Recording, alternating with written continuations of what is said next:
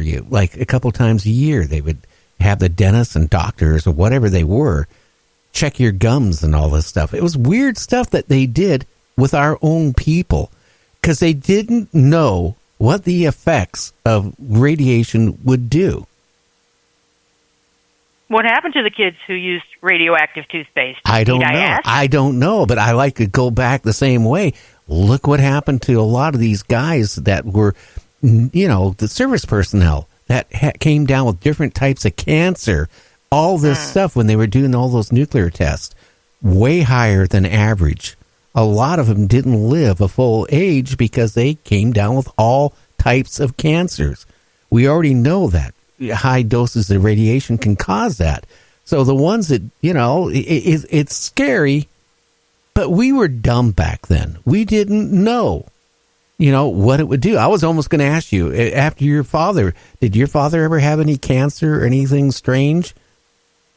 He died of Parkinson's.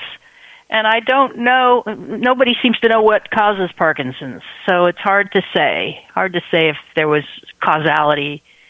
Certainly there was correlation. But I will tell you this, that dot of service personnel dying from radiation exposure during the cavalier and heady days of the 40s and 50s and even into the 60s, fast forward to today, where we have Transportation Security Administration under the Department of Homeland Security, all formulated very rapidly after the 9/11/2001 attacks in the United States in the name of national security. And TSA workers are exposed to daily doses of low-dose radiation through unshielded machinery that screens baggage, talking about at the checkpoints. So daily doses of low levels of radiation accumulating in their bodies. Also, I was going to say, the scatter machines, scatter wave machines that passengers pass through. All of this is untested technology that's being manufactured by the likes of Halliburton. We build private prisons, that company. Oh, and yeah. Halliburton has links to, Cheney and Bush, I believe. All of these dots connect. It's crazy. Well, we won't know what's going to happen for about anywhere from 10 to 30 years because a lot of these cancers take 20 to 30 years before it happens, where it shows up. When they, so somebody was around it in their 20s and 30s, well, maybe when they hit around 50, they start having, all kinds of illnesses. And it was because of, being irradiated. It's scary.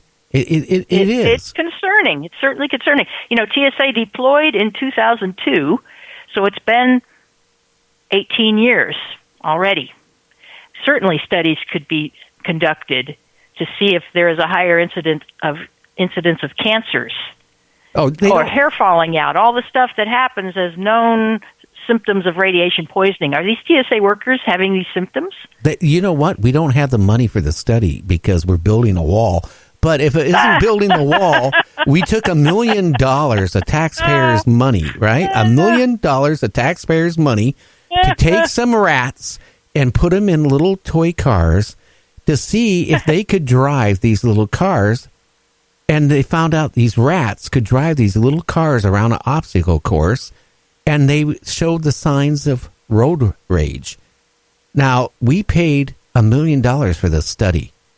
Isn't that kind of interesting? But we can't do other type of studies. Very interesting. Yeah, well, I am a student of psychology, have an undergraduate degree in that.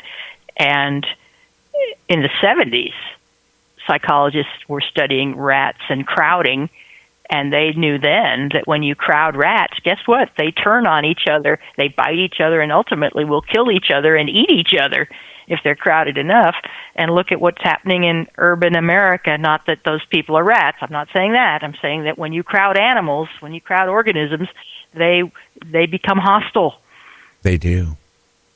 But, again, see, some of the stuff we just answered what I mentioned about what is going on with these lights in Las Vegas. Again, I can tell you this. They're taking helicopters. They're flying around the hillsides, the mountains of Las Vegas, and they're checking for radiation. A lot of this guy's time, when he's been posting this stuff, happens to kind of match with the same time that these helicopters were out there checking for radiation. So I'm just saying, it gives ufology a bad name when somebody either doesn't know what they're doing or they know what they're doing and trying to make money off of it. That's all I'm saying. Or maybe it's a psyop from the federal government. The rabbit holes are deep and twisting, aren't they? Oh, yeah. Yeah, they are. So check out, here's another story. Back to antiquity, a close encounter of the second kind.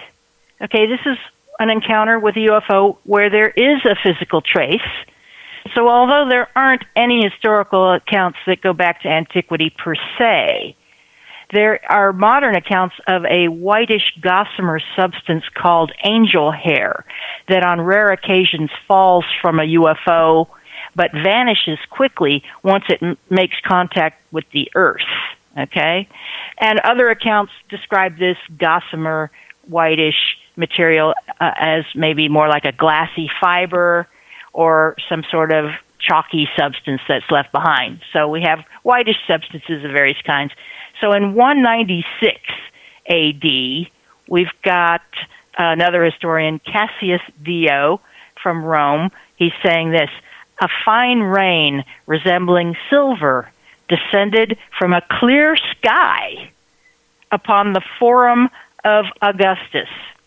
I did not, it is true, see it as it was falling, but noticed it after it had fallen, and by means of it I plated some bronze coins with silver. They retained the same appearance for 3 days, but by the fourth day all the substance rubbed on them had disappeared. Interesting. I know, right? Yeah, it does. I have talked about this so many times. I'm going to ask you a question. Why do you think the Mayas, the Incas, and other civilizations put so much precious on gold? Oh, I know the answer to that. I think you do too. You're pulling my leg, aren't you? Which one? I'm going to say and you can tell me if the wooden one. I don't know. The way my legs are right now, it could be both of them. But I can honestly tell you this. I can go ahead. Then I'll answer. I'll just say this. My feeling is that the Earth had a lot of resources. And at one point, it was being used by some other race from another galaxy, solar system, whatever. They came down here to mine our planet for its elements. Otherwise, why wouldn't the Incas, the Mayas, or any of them, why wouldn't they put, lead? Lead could be, no, it was gold. Tells me that they were instilled in their head that gold was precious because they probably had to mine for it. They had to. Well, you're exactly right. Yeah. The Sumerian texts describe it in great detail, as first translated by Zechariah Sitchin and corroborated by other linguists. First, Sitchin was naysayed, debunked. He was debunked. How could this guy possibly know what the tablets say? There was no Rosetta Stone, blah, blah, blah. He said he was divinely inspired. What can I tell you? And then it turned out this story is accurate as portrayed. The Anunnaki came from a planet far, far away, a galaxy far, far away, came here to mine a form of gold to take back to their home planet to save its atmosphere. That didn't work, but they found lots of gold here. They camped first in Africa. They had spaceports in North Africa and gold mines in South Africa. And I'm looking into now the work of Michael Tellinger of South Africa, who is looking at stone circles there and huge mining operations, gold mining operations, and ancient boneyards where the children of the Anunnaki, who were the Nephilim in the Bible, gigantic, literally giant people, were slaughtering mythological creatures, humans, and there are also giant remains on just littered around hundreds and hundreds of acres of South Africa. This is crazy stuff, crazy stuff. And it all dovetails. They came for gold, which is why we continue, in a sense, to slave for gold. Even though the United States has gone off the gold standard, gold is... Why should gold have value? Intrinsically, it's not that special. It has electrical properties that are interesting, but it's soft. I mean, it's not durable. I know gold for electronics is one of the most precious metals, and followed by silver. Okay, which silver is starting to be a short supply. But think about it. These people were probably slaves and had to work and mine this gold. And they then realized this gold is precious. And that's why they would hoard it all. And that's why they had it. And that's why it could have been lead. It could have been just as precious. Or, let's face it, if you don't have any toilet paper in the house, a roll of toilet paper could be more value to you than an ounce of gold. That's very true. You can't eat gold either. But the Anunnaki came, they started mining, and they decided mining gold in the hot African sun was hard, and they got permission to bioengineer humans from proto-humans, and they mixed their genetic material in, and voila, bada bing, bada bang, bada boom, you've got Homo sapiens sapiens, smart enough to take instructions. And with a spiritual component, the ability to communicate with divine force, and that's which only a few other creatures on Earth share. I believe porpoises have that ability. Cetaceans have that ability, I believe. They do. We need to go on break here for a minute. The next break, I got to warn you, we got the news, and, so it'll be about an 8-minute break. I will say this. I got in trouble the last time I said this, but I'm going to say it again. Mankind have always had to believe in some type of God, be it the fire god, the god of the mountain, or god of whatever. Maybe our God, our true God, could have been an alien race that came down here and created, the pyramids, the Sphinx, and all this stuff. Think about that. We'll be back from our break with a great guest tonight. And we'll be back in about 8 minutes. So stay tuned to Night Dreams Talk Radio.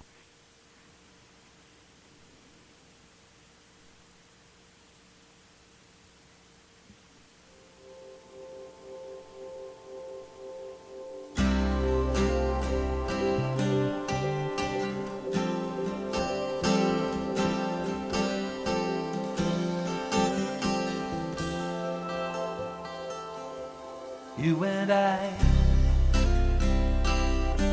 were living in the strangest of times on my hill,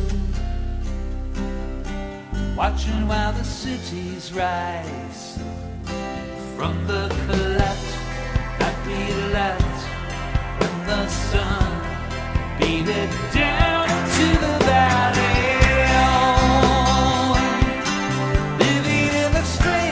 Of times, you and me,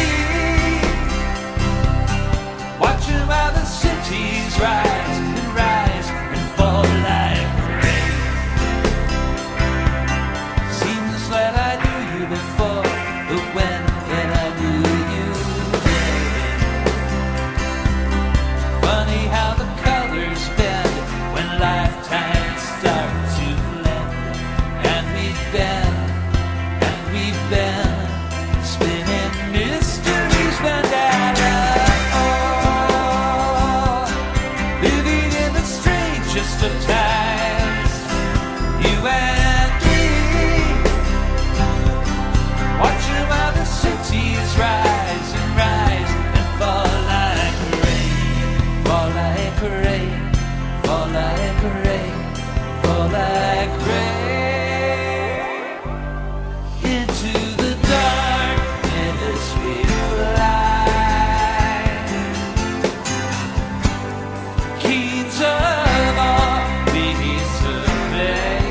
You can advertise your business on Night Dreams Talk Radio, and you will be heard worldwide.